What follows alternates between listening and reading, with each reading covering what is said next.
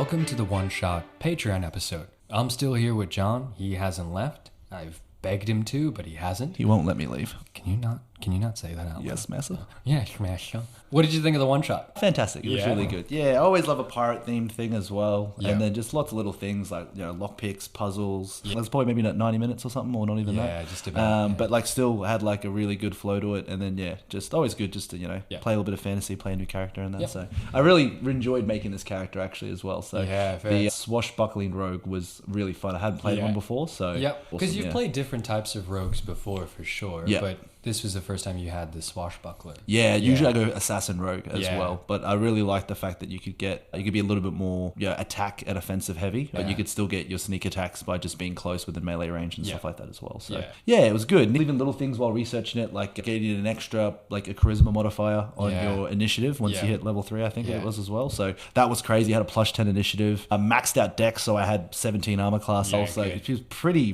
chunky. It was pretty chunky. Plus the 6 on the AC, AC 23. It's 23, that's what I meant. I'm either invisible or you're not going to hit me. So literal plot armor, like you can't touch me. No, literally, this is part of the plot, and I have it as armor.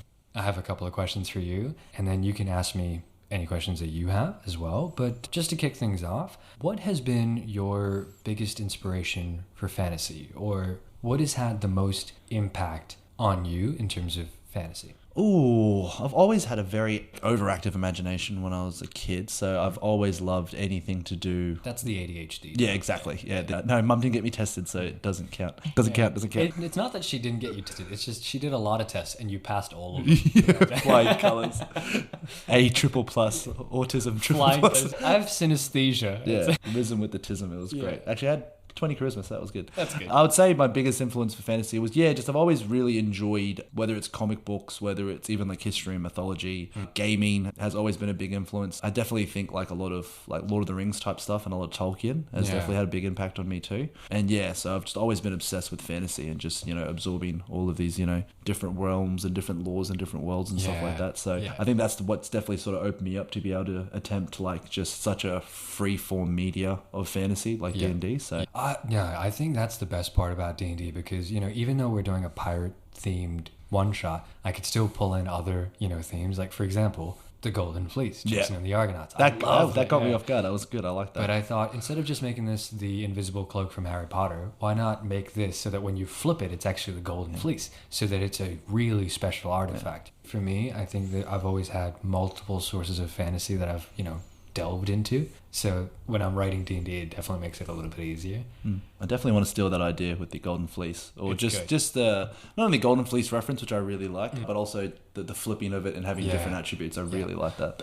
Keeping it super simple by having a bonus action being the swap between them means that, one, it's quick, but it means that you have to make a decision instead of it just being a passive thing that is like God armor. Right. Exactly. That's really unfair for everyone else, because if an enemy was doing it to you, you could try and mitigate that by being like, okay, well, I know that he's going to use his bonus action to, I don't know, flip this over and get more AC. How do I make him use his bonus action so he doesn't get that opportunity? Yeah, especially as a rogue, it's always going to be a difficult thing to try and choose because your bonus action's so useful. You can use it to dash or hide or disengage as well. So obviously once you use it to flip, you can't really use it for any of those things. So that was pretty interesting to have to sort of figure out what you want to do. Well, specifically because I knew you were going to play a rogue. You told me you were going to play a rogue. So I thought, okay, how am I going to make this, one, not an OP artifact? I'm going to make it so that you have to choose one or the other. It's not you don't get both, but it's going to be an active choice. And what's the most important thing for a rogue? Their bonus action. Because it's always attack, bonus action, hide, disengage, something. But if I use up your bonus action, you have to stay and fight.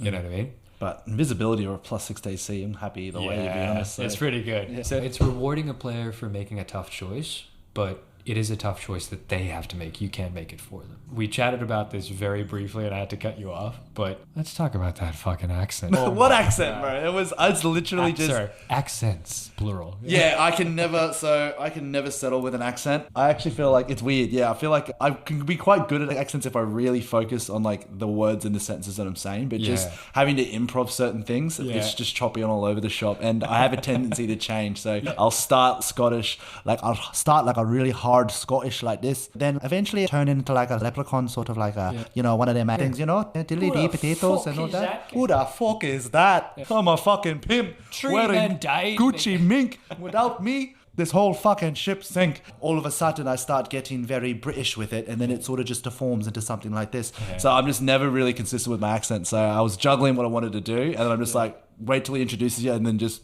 do whatever comes to your mind. And then for some reason, the first thing that came to my mind was probably like, it's almost like freaking Silence of the Lambs type. It's Philip Seymour Hoffman, isn't it? I don't think it is actually. No, Silence of the Lambs is Sir Anthony Hopkins. Yes, Hannibal Lecter is. Yeah. I'm talking about Buffalo Bill. Oh yeah. I was like, wait a minute, because the Mission Impossible with Philip Seymour, he's very much that kind of voice, Yeah.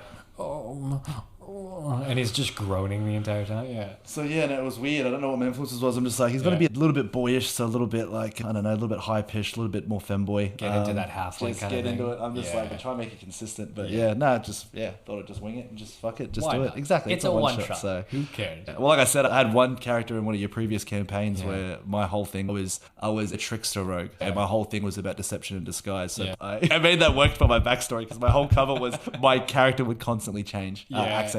I had so much fucking fun with that because I would literally just be 1 minute, just be like, where are you going? Where are you running? And then the next scene I could just be like, das Vidania, yes, crossbow mode, activate. Like I could just completely change Come back here with my daughter. It was so good. Yeah, because, oh man, we've played that was in the city, right? That was, I think that might have been Ben's campaign. That's Dildo Swaggins. Oh, it was Dildo Swaggins, yes. Yeah.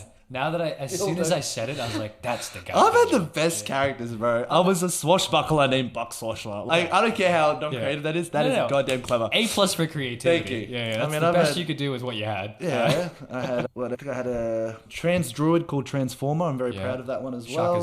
Shaka Zulu. That's a bit of a rip-off like William Wallace, but that's all right. Ozymandias. But Dildo Swaggins. I'm proud of that one. Like, you played Ozymandias, which was probably your most serious character. Oh, my dwarf paladin, But man, I put you through the ringer with that one. You killed my father. I killed your father. Yeah. So how brutal is that? My dad's dead in real life, and episode 1, he kills my fantasy dad. He wouldn't even let me have a fantasy father. Couldn't even pretend. No. Couldn't even pretend. Eggs fucking cues you. It was in session 1. You found his desecrated tomb. Why does it have to be desecrated? Why did you have to piss on it before? I didn't piss on it. The NPC I created pissed on it. Of a weak bladder, I do. No, it was more so you found that in a crypt as part of something else that you were doing, because it was completely out of the blue, but I needed to make it so that you had a reason to slow down for a second. So you were going in looking after the missing kids, and when you walked into the crypt, you knew that the missing kids were there. You started finding little remnants of the kids everywhere, but as you were going through the tomb, you came across your father's tomb, and that made you stop. The entire party still wanted to go through and do something else, but it made you stop for a moment, because suddenly now it's no longer, oh, this is the main focus, A to B, A to B. It's, God damn it, why does my character need to stop? In everything that I do, I always try to make it so that at least one character on the table is always growing, And that was your growth moment. Well, thank you. Build character. I can't tell you how much I appreciate you, Judah, for killing my father so I could grow. I didn't kill you. I didn't kill your father. Cool. Do you have any questions for me at all? Yeah, actually. Unless you've answered this in a previous episode. Why'd you kill my dad? Yeah, why'd you kill my dad, bro? He was going to come back from the shops with that pack of smokes any minute now. My fantasy father was going to go to the grocery store and return. Yeah. Your fantasy father used disengage. Use the dash accent. Use evasion. Do you love me, Daddy? Misty step. Fuck out of here. Plane shift. Yeah. goes to the abyss. Oh, fuck. Sorry. Yeah. Go. Papa, can you hear me? So, how did you first get into D&D? Like, what was your catalyst? Like, I've met, like, a good friend of yours, like Callum, for example. I thought he's a good friend. Maybe you caught that nerdy shit from him, but he says he's never played it. So, I'm curious as to how you got started and, like, how you first started playing D&D. Well, when I first fell in love with D&D was when I understood the concept of D&D. When I came across it and someone was like, hey, you love like role-playing in terms of like Skyrim, Assassin's Creed, you love The Thief, Dishonored, like these kind of games. What if instead of just going through a main story arc that is guided and it's just very linear progression, even though Skyrim is not linear, that's a bad example, but there's only certain things that you can do. Yeah. Have you played D&D before? And I was like, what are you talking about? So there was this guy named Sam who was like, hey, I'm a DM. Do you want to, I don't know, get a group of people together and we'll play some D&D? And I was like, yeah, for sure. And I remember the campaign that he started, and I love that campaign. My first character on that was a guy named Ruben, and he had a crow named Sebastian, and he fought with a glaive. I like it. And Ruben eventually, I think, died, and whatever, and then the backup character was actually Jonah, the character that actually showed up in the first campaign. Jonah, the prick. But I think the thing that got me into D&D was the fact that it was collaborative storytelling. It wasn't just, here's a story that you want to tell me, or here's a story that I heard from somewhere else. It's, I can pull from any media and create a story with people. I think that's what really hooked me into D&D. Plus, I love Lord of the Rings. So Yeah. I gotta fucking love Look at your wedding ring, bro. Yeah, look at the sword that's right next to Your it. cufflinks. He's got the flame of the west right next to you. Isildur's heir. He's got Elvish on his bloody golden wedding ring. Yeah, I rewrote the Elvish to be a poem for Maya. Oh my gosh. She can't even read Elvish. No, I know, but I can. She will learn. Yeah, she will learn. Our kids will be Elvish. Played like books on tape, like Elvish in her sleep. White noise, but it's just a Tolkien. Yeah. Did you know immediately, once you got like gauge of the experience and then you sort of see what the DM's process was behind the screen, did you like immediately fall in love with the idea of being a DM and running the show and creating the stories and stuff like that as well? I don't think it was immediate, but it was definitely one of those things where my daddy DM. Thank you, Sammy. Yeah, thanks. Daddy. He said, hey, look, like I'm always DMing. I'd love to be a player, but no one else that I know is a DM. And I was like, do you mind if I give it a shot? And he's like, yeah, for sure, dude. And he gave me a few links and stuff like that. But I did a deep dive into D&D on YouTube, on forums and and I just got overwhelmed. But then I was like, you know what? This is advice from a million different people. When I looked into DMing, the thing that really attracted me was not the fact that there were dice rolls and, strategy and this and tips and tricks.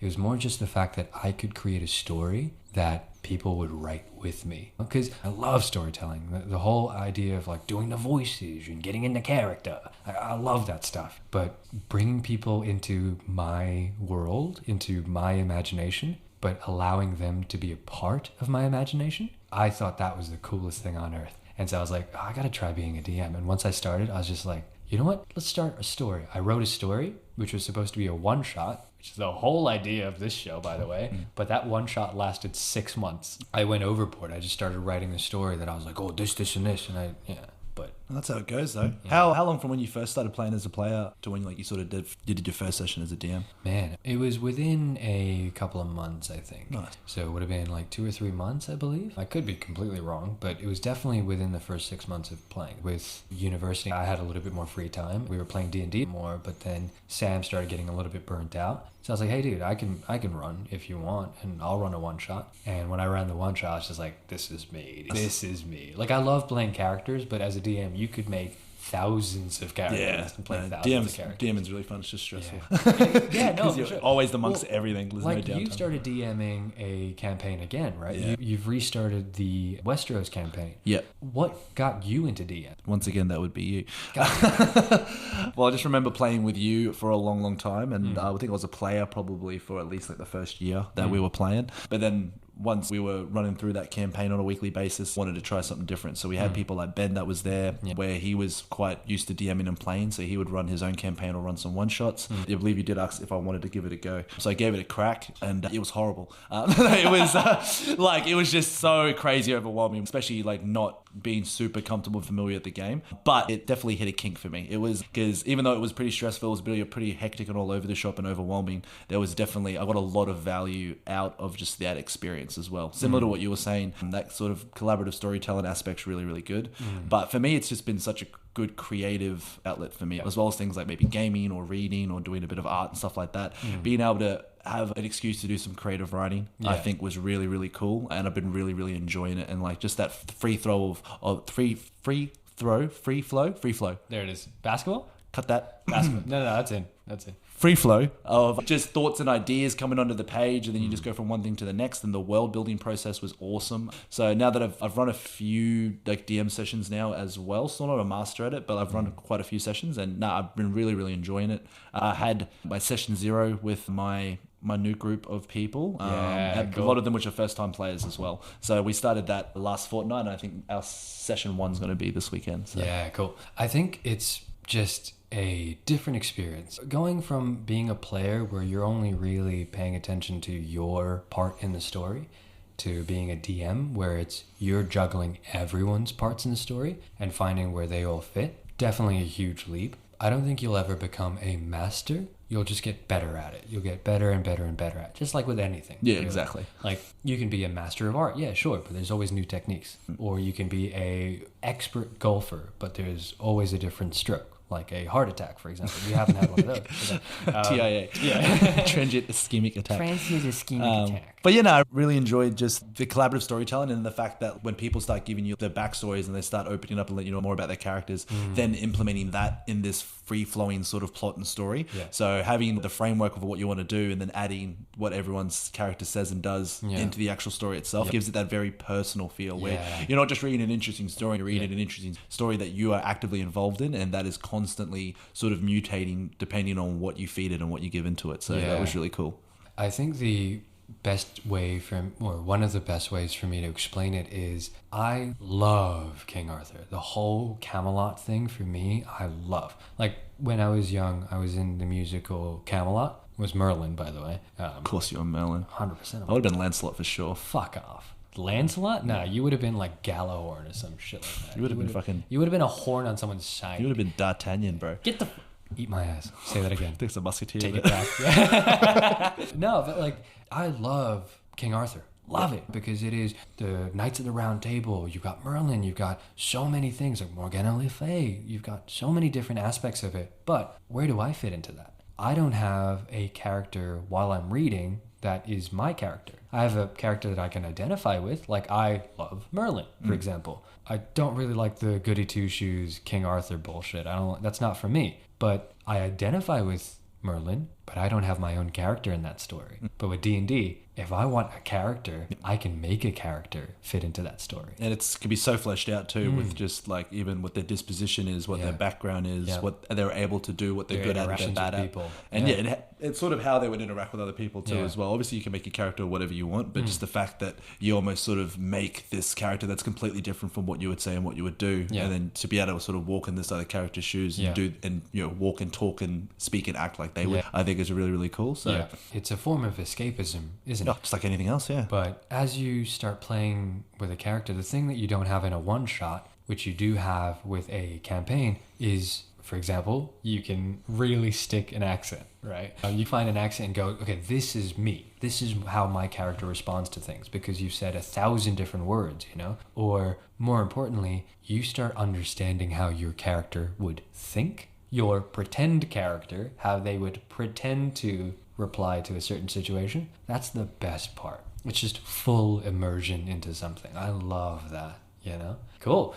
Do you have a favorite moment of D&D that you've shared with me? Ooh, interesting. There are quite a few. I definitely think a lot of the Mr. Green campaign was really good. Yeah. Guild 407, I believe. Yeah. That was a really fun campaign. I think a lot of the Mage Ball was really, really fun. That was a fun game. I definitely did like a lot of the personal things to do with the impactful things like, like people dying or like my dad dying as well. I definitely remembered that again. He came back alive at the end. And again, my real dad did not come back. No. I have no control over that. And just a lot of the interesting characters. So Babushka was really good. I've really enjoyed a lot of the aspects of the newer campaign that we've run together, just with the 8 separate factions and stuff like that as well. It's just sort of like the way that plays and interacts and a lot of the characters in that were really cool. I really liked the concept of being a part of the Grimm faction, which involved getting into a lot of fantasy and folklore and stuff like that as well. So Brothers Grimm. I really enjoy, I love the creativity and the free flow fantasy of D&D, but I love being able to include and mold all these different references. Like with my campaign, the guts of it and the world building of it is based on A Song of Ice and Fire, so it is very Westerosi based and Seven Kingdom based and all that. And I find that really helps me because rather than having to come up with every place, every character off of the top of my head and it's completely spontaneous, I can just sort of focus on my story and focus on my plot and my character arcs without having to worry about what do I call this, what do I name that, what should this person look like. Just being able to have characters not only like Ed Stark but like love just pulling references from everywhere. So I'll have references like God of War or Scandinavian Norse references. There's Odin, there's Heimdall, there's like Overwatch characters, the game. I've got Reinhardt in there as well. I've got like Marika from Elden Ring. Just love pulling from all these different references where it's just like, that's a really cool character. I like the essence of them. I want to add them into this and stuff like that. So that was really interesting. Being able to just have fun with it like a sandbox and just put whatever toys I want together and make them play, make them fight. Kiss. I think that's something that you've picked up early, which I wish I picked up a lot earlier. Like the first campaign that I ever ran was supposed to be a one-shot that lasted 6 months. I ended up writing like 55,000 years worth of loose lore for it myself.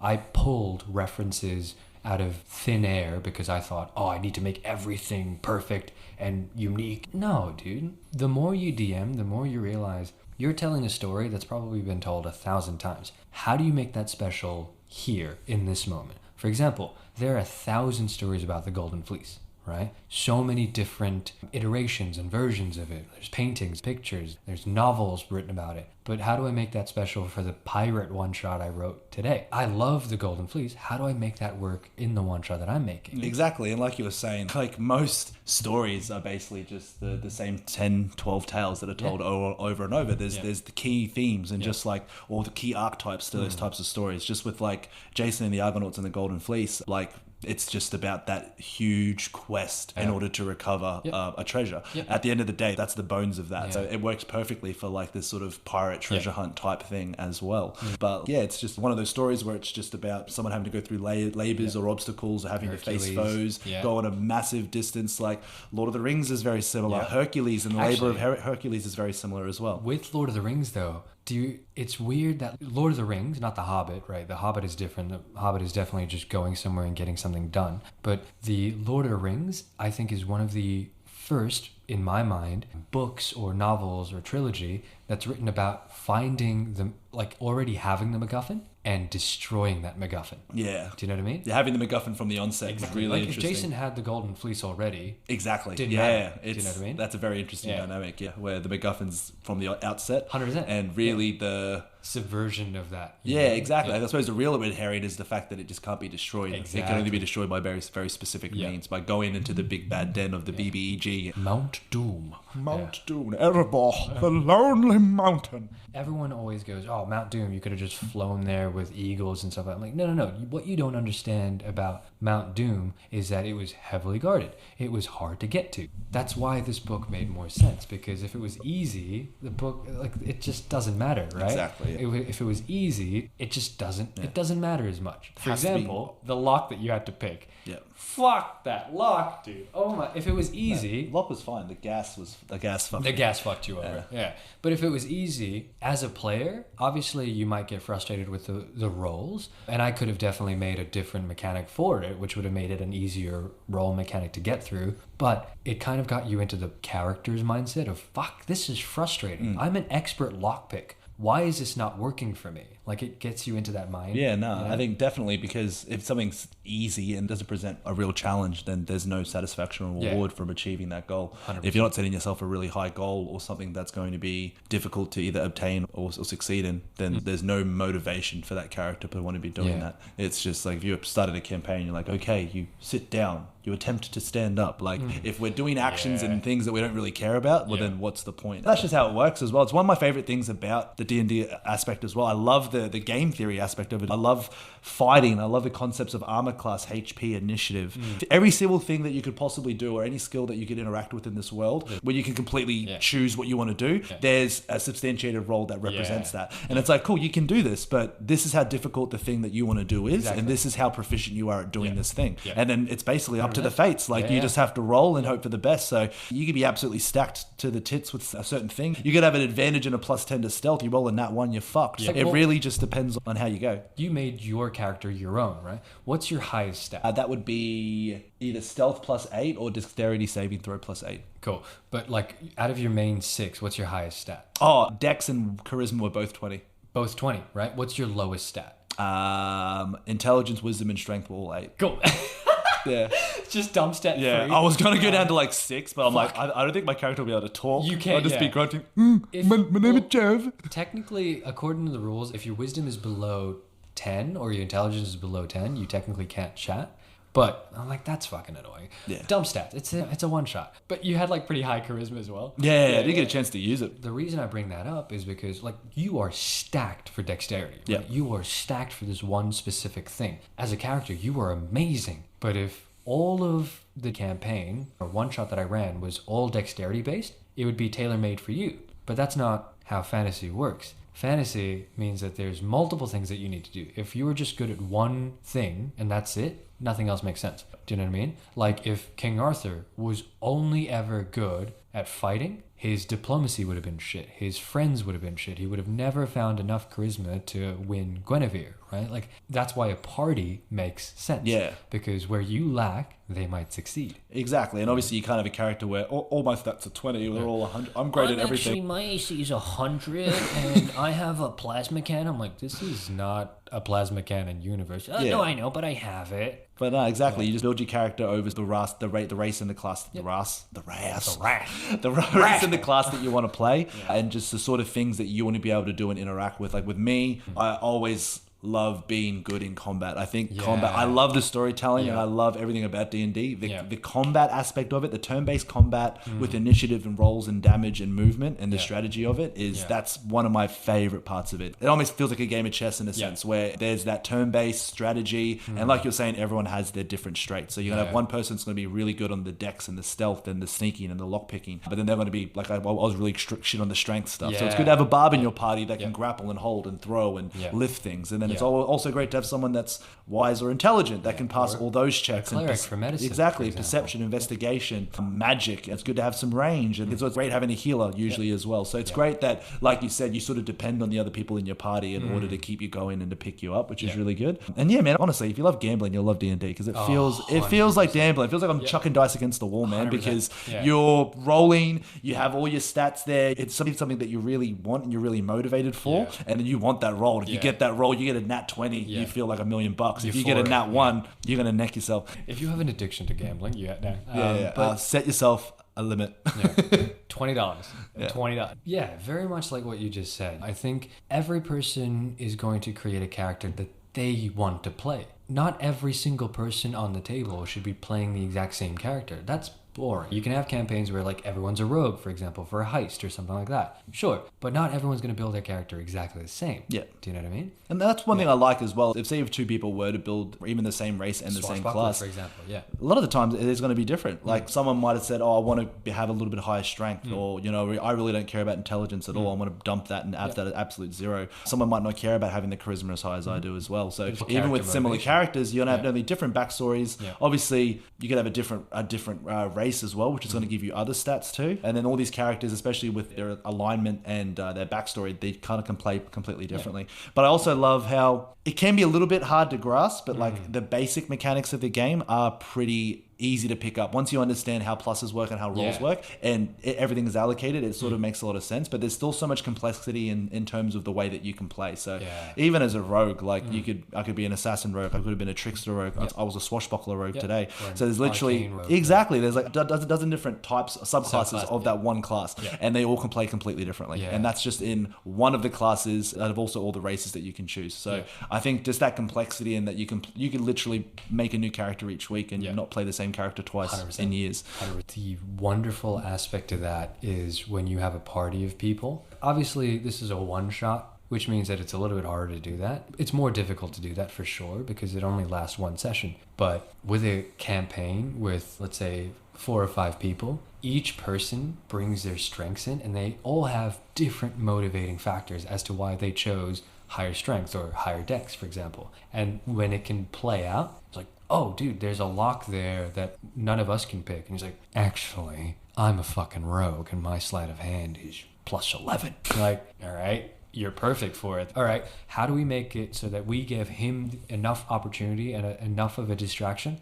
that he can do that without having to worry about anything? I'm good at strength. Fuck, I'll tank for a bit. You know, like I you like start that. strategizing. Changing your roles as well. Yeah. Yeah. Whether it's offensive, defensive, Yeah. whether it's aggressive or placid, whether you're going to cause a distraction Yeah. or whether you're going to sneak or whether, Yeah. just what could you do? Because it's never, especially most characters, unless if you're a rogue, you should be sneaking. So you should be sneak attacking. Yeah, that's so why there you've are certain chosen- things that your characters are best at. But then If you're a barbarian. even me today, like when I was filling out my character sheet, I went analog. I went analog today. So I wanted that paper in front of me today. But even my level 5 rogue character, like I had to write all this stuff down. Like even obviously it's a short one shot, but I got halfling. I had lucky, so I could reroll my ones. Brave, so I had advantage.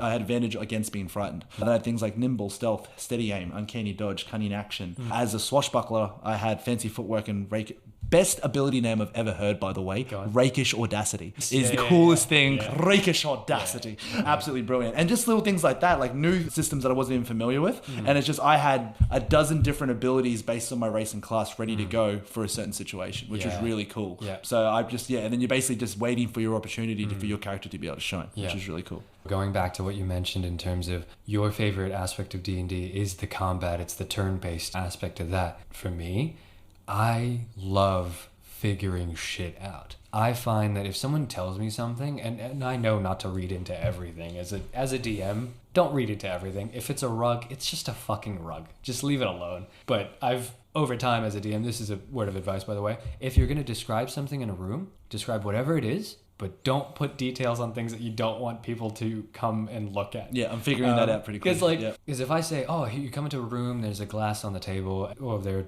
drawers, you're like, glass on the table? Is there a fucking lipstick mark on the glass? I'm like, it's just a fucking glass, dude. People will know to analyze it. Yeah. I did that with you on this one shot when I was like, oh, there's 2 chests. For example, piles of treasure. You didn't even look at the treasure, right? Piles of treasure, all this shit. But I started off with, there's a wooden chest, plain wooden chest. It has the same lock, but there's a fucking black. I picked up on that. I know how you think, but because I'm like, it's a red herring for sure. He's trying you to still fuck fell me. for it. I didn't expect the fucking gas to be in the chest though, coming out. I'm just thinking there's an LPG tank somewhere. Well, I actually had 2 different things, like peek behind the screen, right? I always have backup plans for backup plans. So on this, I actually had if your perception check was really high on the first one, there was actually a monkey statue, a sleeping monkey. And if you had paid attention to it first, you would have seen that actually connects to the chest and that the eyes actually were seeping a little bit of like fog. Yeah. If you had seen that and you had plugged the eyes, you wouldn't have had to worry about the chest. Well, it would have been nice if I passed one fucking perception check. Hey man, it's not my fucking fault that your shit was that. You dumpsteaded 3 milky-eyed fucking Ed was seeing better than me, bro. Actually, you didn't pay attention to that.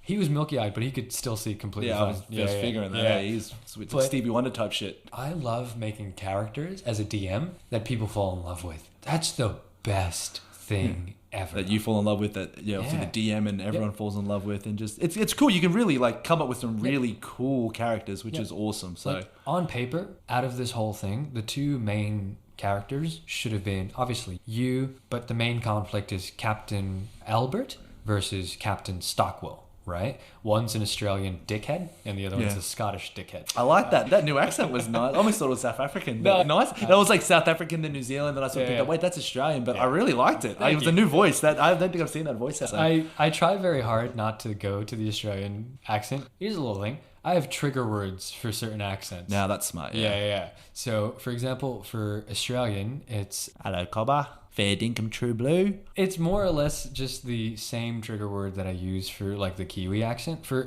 example, I'm from New Zealand, right? So the thing that triggers me into that New Zealand accent is talking about where I'm from. Mount Albert, Auckland. Yeah. If I say that, I'm done. I can stick to that accent forever if I need to. But Australian is more bloody fucking. That's my. Yeah, that's good. Word. That's good. I like that. It's bloody, and then the F word. It's just bloody. Fuck you, bloody. Yeah. Bloody fuck you, fuck you, bloody. No, I like that. That's good. And especially because I feel like with Australia, it's basically just like a Cockney British accent. Yeah. But like you're a little bit retarded. Yeah. And like you're on PCP, a lot of PCP. Yeah. It's just and it's like, g'day, mate. Fucking, what are you doing about that? Yeah, I love that. God, I lost my train of thought. For example, making characters that mean something without having to force feed that into a player. For example, I had Ed be the character that met you first. I had Ed or Edgar Augustus in everything. you know? The fact that Ed was the one who scouted you, the fact that Ed was the one who vouched for you, the fact that he was the one who created the opening for you, the one that threw the rope. At the end of the day, you did not like the captain, but you were partial towards Ed. Yeah, because he always helped me out. He was always there. I had to do nothing as a character. I didn't have to be like, oh, by the way, can you please just be nice to Edgar, please? All you had to do was be there. Help me out, you know? But I didn't have to tell you. I just showed you that he actually cared about you. The captain couldn't give two shits about you. And he was dude, rude. Oh my goodness. Thank God that you listened to the DM. Hint, hint. This is a bad idea. I wanted to just turn the what's it called, the fleece around, go invisible, and just fucking run off. Perfectly fine. This comes back to my planning idea, right? Would have ended. No, ended it there. 100%. How the fuck would you have gotten back home?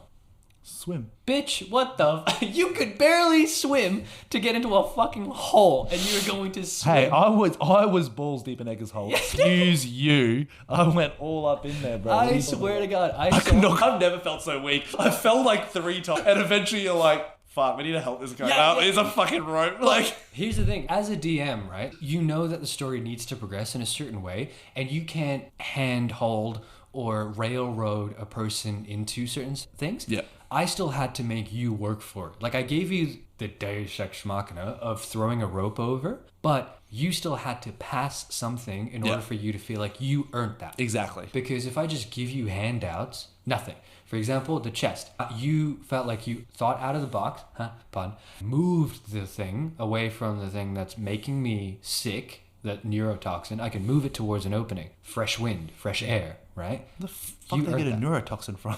I don't know. They got a golden fleece. Milk and box jellyfish and shit. He's on the open sea. The open sea that you wanted to swim in, by the way, to get back home. Oh, wait. Could have just taken old mate's ship. Yeah, and done it by yourself? Not a fucking chance. Power of friendship and self-belief. You and what are we? It's like, picture this. You, invisible, fucking Harry Potter. You get to the helm of the ship. How are you going to steer if everyone is aiming for the steering wheel? Everyone is just shooting flintlocks blindly with disadvantage. Everyone knows that the only way you're going to steer is through the goddamn steering wheel. I'm like a dog chasing cars, bro. I just do things, eh? Like, you know, I'm just action. I'm bro. just like bro. that, bro. Yeah, the past is behind me. The future's ahead. Bro. As a DM, the hint, are you sure about this? And then you're like, fine.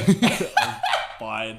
I won't kill myself. I'll at the be end a of this pussy. campaign. It's fine. Yeah, here you go. Have your goddamn cloak. And then you should have ended it like, all right, you steal the fleece and you've just been gunned down. And 100%. Yeah, that's what I could have done that, but I was giving you the option. Let's make it a comedy, not a tragedy here. Part of being a DM is always giving the person the opportunity to do whatever they want, but you let them know what the consequences are to an extent. You don't tell them exactly what's going to happen, but you do say, you can wait to get advantage onto the next round, but you still have to roll this constitution saving throw. Smash. You know what I mean? Yeah. No, that's really good. Yeah. And back to what you were saying before as well, because I definitely agree with you in terms of one of your favorite parts being that sort of discovery type things, figuring things out, which is so impactful when it comes to the storyline where you're not just watching it or reading it, you're unfolding it and uncovering it yourself. Yeah. And in that same sort of realm, also like solving riddles and solving puzzles or mazes or clearing dungeons and just trying to figure out where to go and what to do next and what the best approach is. Like you said, that whole sense of discovery and uncovering the plot, uncovering the world that you've built, I think is a really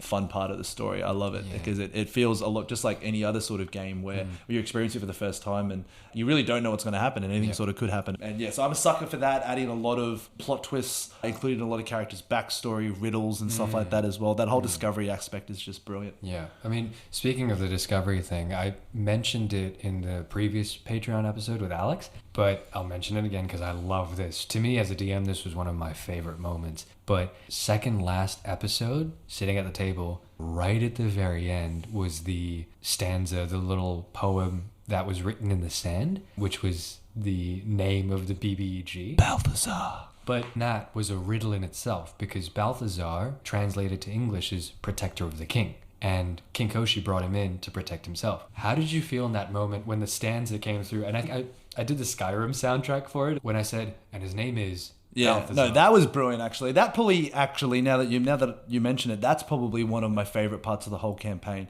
Just that feeling of satisfaction where that was literally something that had been alluded from the very start, and we sort of picked up on that idea that his name held a lot of power. Him being a demon, his name held a lot of power, and that was basically one of the keys to defeating him, was figuring out his name. So that satisfaction of finally uncovering his name and finally being able to, you know, put a name to the face rather than just calling him Mr. Green, this guy that just fucked with us for months and months and months on end. I love the name Balthazar, was great, and especially me, because I think I was one of the only people. I think everyone else in the campaign was like, "Oh, we don't know his name. We'll figure it out." But then I'm just like, "Is it Morpheus? Is it this? Is it that? Belial, It's Rumpelstiltskin, isn't it?" Like I gave you like I went down that rabbit hole. I had so many pages up because I was looking up like deities of sleep, because I know you like reference, like similar to me, you like to make references in history and mythology. So I was looking up deities of sleep. I was looking up like Nyx, and I was looking up all of these, like the god of sleep, the god of dreams in like multiple different countries to try and figure it out. Actually, funny you should say that, because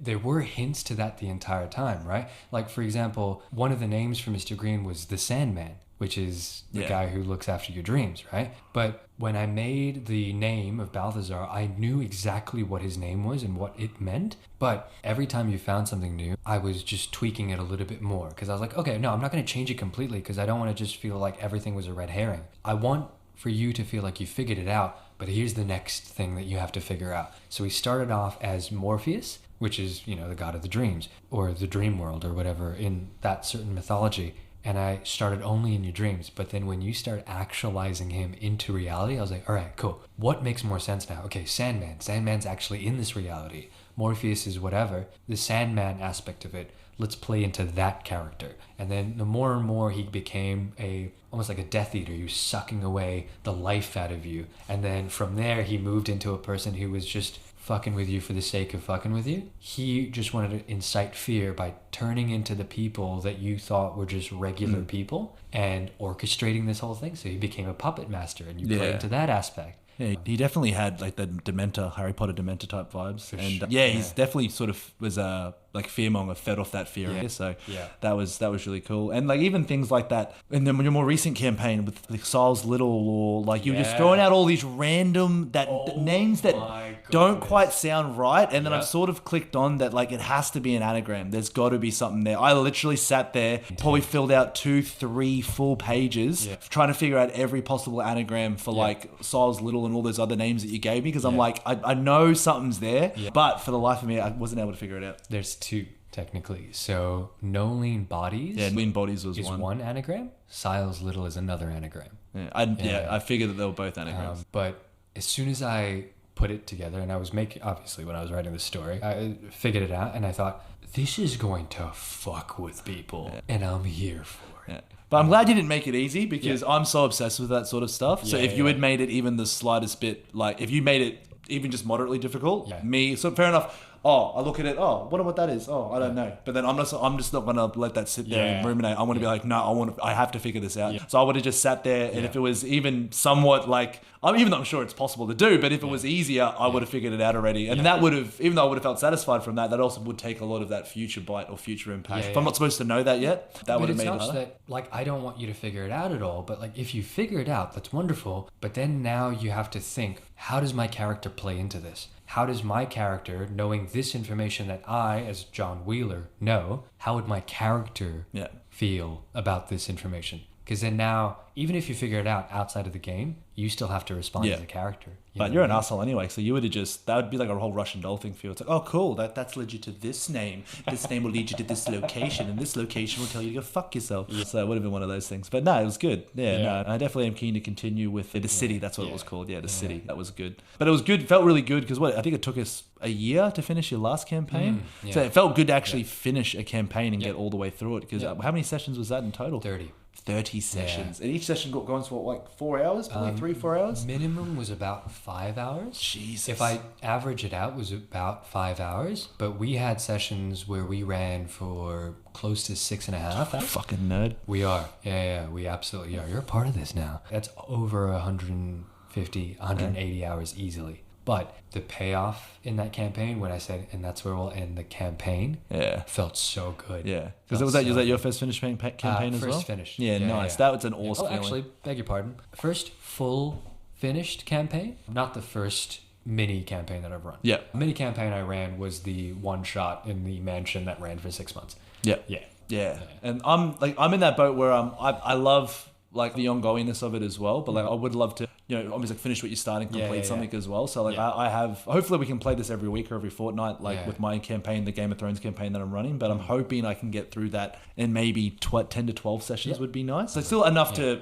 develop and have everything that I want to have, but then still just try and have it finished nice and succinct. So that way, we have enough of that where everyone gets to enjoy it, level up, maybe to level 10, 12, whatever it may be. But then we can finish that campaign and we can start a new one. And then it can be completely different. And because now the players know what to do, they can create new characters, and go, okay, well, actually, I really enjoyed this aspect of that character or whatever. Let's change it so I can play in a new campaign. It's all about buy-in for me. For this one shot, I love one-shots because it just allows me to just be super creative, start throwing things at the wall and figure out what sticks. And then go, that was good. How do I put that into a long campaign? Yeah. Like I don't know. Oh, actually, you weren't there for I called it the Fever Dream one shot. Fever Dream. And it was using the tiles. It was the ever-changing maze. And they had to complete 5 consecutive rooms. And if they didn't, it was roguelike. So complete reset back to stage 1. Nice. And I love that. But how do I make that into a campaign? Just doing the same thing over and over again is fucking annoying. I'm not going to do that. But what can I do that worked in that campaign? Well, I love the modular terrain and the fact that they now have to think modular instead of just singular focus, which is when we walk into this room, this is what we're going to find, and this is the amount of enemies. It was constantly changing. Everything was constantly changing. Not only the terrain, but the aspects around each room. Like, oh, suddenly there's dim light now. Or, oh, there's a fire, there's lava, there's water. Things have to change. So I love that when it comes to D&D. Yeah. No, I like that. I really like how obviously you have the structure of it and the way that it's sort of set up that allows you to play it cohesively and fairly. Yeah. But then you can just have so much fun with just homebrewing it and just, make up your own things that, like you said, like chuck it on the wall and see what sticks, like see what works and see what fits in the world that you're trying to build. So the freedom of it is really good. It's just like you have these certain rules that you have, but then within the confines of this universe, you can basically morph and change whatever you want, which is really cool. So like even a lot of the characters that I'm using and all the weapons that I'm including, like playable weapons, like players' weapons that they can find, or even some like character abilities that I'm getting into. A lot of them obviously they might exist in the D&D world, and there's definitely things that they're sort of based on, but a lot of it's just like, oh, that would be really cool if this did that, or I'd love an item that does this, where it's completely, whether it's random or it does this, and then just being like, and then trying to balance it, and then having that, being able to balance something where it's like not only enemies with like their ACs and HP and attacks, but let's balance this where it's going to, make them feel good and make them stronger, give them an ability that they really want, but it's not going to break the game, because you want everyone to be having fun while they're playing. So that was an interesting experience for me doing session 0, is that a lot of the people, it was their first time playing, so it was fun to sort of navigate ways and strategies, like when we open up at like the tourney of Winterfell, and then we do like the archery, the melee, the joust. The PvP melee was brilliant. I love I love just making everyone versus each other for the first ever combat. It's non-lethal. So, but then just like with the archery and the joust, just getting them used to, in a very simple and effective game in the story, getting them used to the idea of doing attack rolls and adding pluses and saving throws, and then using their movement and just how their characters work. So it was cool to sort of flesh that out and get them used to that concept of doing it as well, which was really fun. Getting used to the character. And just how to play, you know what I mean? Like, it can be a bit confusing, but once you learn the basics of it, it's pretty cool. So it's so much fun. I think D&D is not for everyone, but it can be for everyone because it's so modular. You can always find something that works for you. If you want a Star Wars campaign, I can create a Star Wars campaign. The whole part of this one-shot stuff is on the podcast, for example, as I'm recording, I have to be a little bit more professional in how I'm making these things. I have to, abide by the rules. But when we're playing in a homebrew campaign, anything goes. Obviously, I'm not just going to be like, oh, this goblin hits you with a club made of wood, 100 damage. Like, how the fuck does that work? But it's more so, this goblin has a club and he has a nail through it. If you don't pass your Constitution saving throw, you get, I don't know, poisoning from rust. Tetanus damage. Yeah, let's go. 1d6 necrotic tetanus Yeah, damage. but like that, you can play around. Exactly, with it, yeah. you know? And I love that, how like you can bend the Yeah, rules in yeah. that as well, which is really cool. Well, I mean, you can break the rules, but you're, at the end of the day, if you break them in a bad way, Yeah. you're going to just negatively affect the game Yeah. rather than positively affect the game. Because at the end of the day, none of what's happening in the game is at all realistic. That's the point of fantasy. Yeah. But you want the world that you've built Yeah. to be believable, and you want them to be invested in it as well. Because if people can just die like that, or something can do 1 or 100 damage just like that, if nothing has any sort of salience or weight behind it, then it kind of has no meaning. Yes. And like you said, it comes back to there has to be a meaning behind certain things. When you're coming against the BBEG, first few rounds, I always make sure that for the most part, I make the players fear the guy that I'm going for. So I'm going to do all my best attacks on the first round if I can, within reason. I'm not just going to cast 3 different spells at level 9 and do 4 attacks. I'm like, that doesn't Do work. a wish spell, you're all dead. Yeah, right. Like that breaks the game. But it's more so I'm going to put my best foot forward. However, the dice still have to be in my favor. If Yeah. they're not, it doesn't work. Yeah, 100%.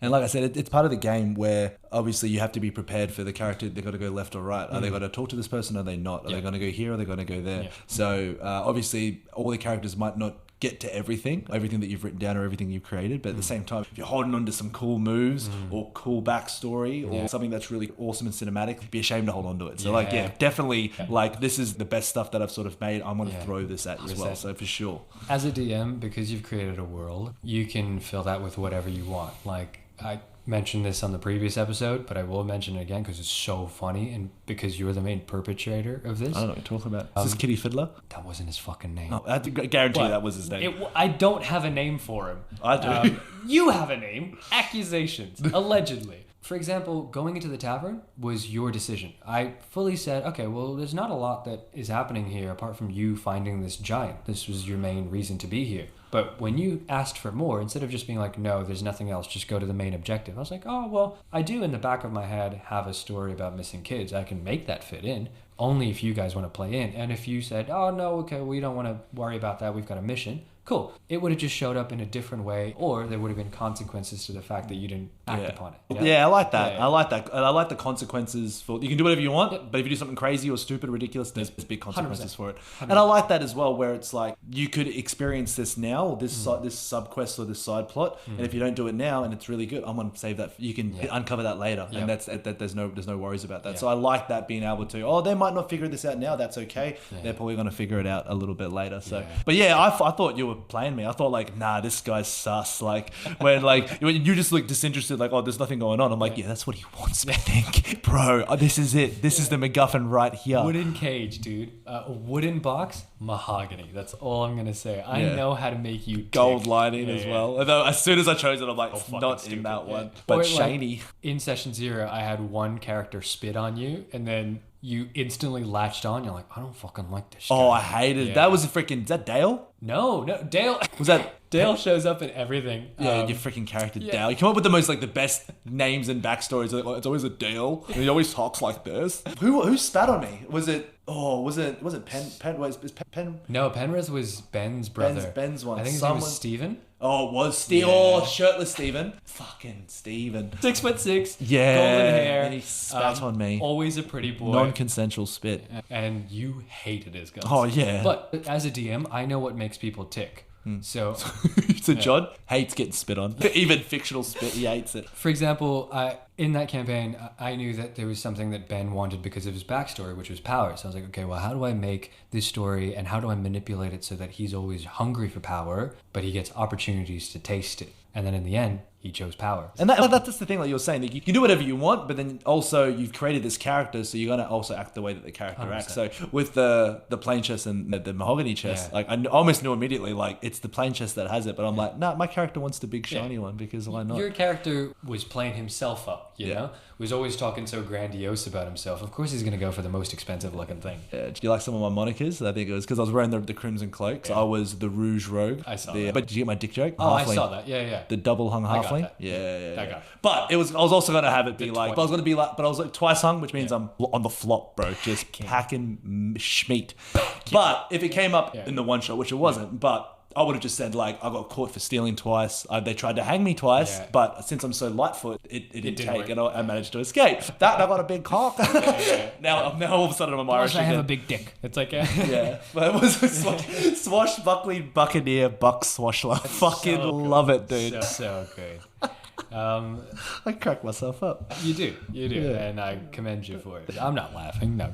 But yeah, we'll wrap it up there. Again, always a pleasure playing D&D with you. Always a pleasure chatting to you. I mean, we work with each other, which is great. But it's just one of those things where I'm so happy that I can experience D&D with you. And you've then started your own campaign, and I like seeing that it's being paid forward. And more people are coming into this community that I absolutely love. So this podcast is just for fun. I just want it to be for fun. It gives me an excuse to hang out with people. Yeah, The exactly. people that I care about. And do the things you love, you Yeah. know? So, no, I appreciate you having me on, man. I definitely had a lot of fun. Thanks for having me, man. I'm happy to be a part of the experience. I will definitely get you back onto the podcast at some point, but I want to make sure that it's a revolving podcast as well. We'll end it there. I hope you had fun, and I'll see you in the next episode. Thank you.